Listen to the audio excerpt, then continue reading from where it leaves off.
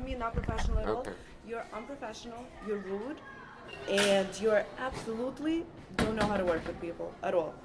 So technically speaking, really, I mean, take out tape recorder. No, I am. Totally No, and on I'm the going to record, turn yes. it off because I only tell people. I only talk to You're people if I tell them. absolutely acting absolutely unprofessional and uncalled for. And this behavior is ridiculous. I've never ever had a coworker like you. Bizarre behavior on your part. In terms of the incident, the incident in which I am accused of threatening a person or acting it, or I'm not sure the exact language. First, I don't do that kind of thing. I can be definite. I can be, look, something is important. I like to talk to people directly. But I wish I had actually been recording at that time. I wasn't. And when I went up to the person that I saw, the first thing I said to her was, "Don't worry, I'm not recording," because I knew she was worried about it. But let me just say why I was even there in the first place. I was there to speak with the AP, okay? The person who really knows more about all the things that happened than anybody else, and can see the different, dramas that happen at that school, and that school definitely has drama, which is, in general, drama is not what the children need. And I personally try to stay out of that. There are times that I kind of look back and say, why did I allow myself to get involved in that?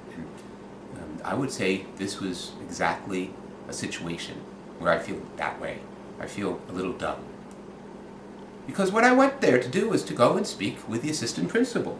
And specifically, I wanted to talk to him about the idea that, whatever happened, well, no, he wasn't involved in having me not come back.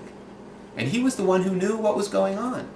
And I thought, well, it's time to talk. In fact, I had tried to speak with him about 4 times. I went to the school. I called him right away, the day that I found out that I wasn't to come back. And when I said to him, okay, I understand, what I'd like to talk to you is what I called about. I said, I understand. You had your reasons, I guess. I don't quite understand them, why I can't come back. And he said, what do you mean? I don't know anything about this. And this is a very important issue, because I don't know exactly, the chain of command there, but I know that he was the one who talked to all the people involved back in June. We're talking about back in June, when this whole there was this whisper campaign going on, and I knew I needed to make it clear that wasn't something that should happen. It's just not right. And so anyway, he knew about that. And when I left on June 27th, having spoken to him the very last day of school, there didn't seem to be a problem. And yet, the following week, I was told not to come back. So my purpose on September 25th, I believe it was, Tuesday, was to go and talk to him and say, look, I have 2 days now. I'm working at another school for 3 days.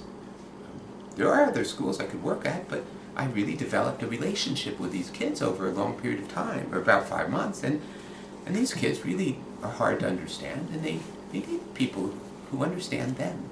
And I really feel that that's what I try to do. I try to understand what it is, where do these children connect? Some of them have so little, and I work hard to find whatever that little thing is. Try to have fun with them, try to sing with them, do things. I try to get them moving, feeling the rhythm.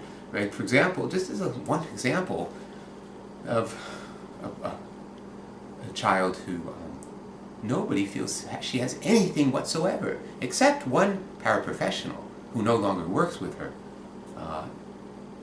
who I was talking to and saying, that girl, I think she has a sense of rhythm. And I think I actually saw for the first time a response on her part, an interactiveness which she doesn't have normally in other situations at all. So anyway, that's why I felt that I should go back. I should give it a try. See if I could go and work there again. Now, I'm the first to admit that I kind of proved that I can't work there.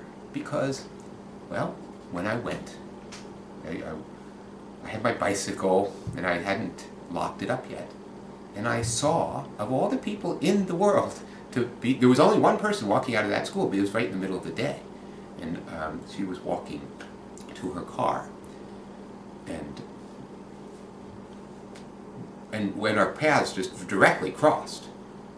And well, my purpose in that was to say, look, let's just accept that we don't get along, but we don't need to, you mind your business, and I mind my business. That was what I said, although, there's a history there, and I definitely did not get in any way threatening. I didn't get in her face. I think, you see that recording of her getting into my face. That's the way she is. And my mistake was to think that I could talk to her without her doing what she had proven to me, and you can hear what she did. That's the way she is. She's very good on the attack. And it was silly of me. It was really silly of me, and I guess I proved the point that, no, I can't work at that school because she's there and there's several other people like that. And they don't like me. They really don't like me. So I can't. So, and I said that to the assistant principal when I finally got through to talk to him.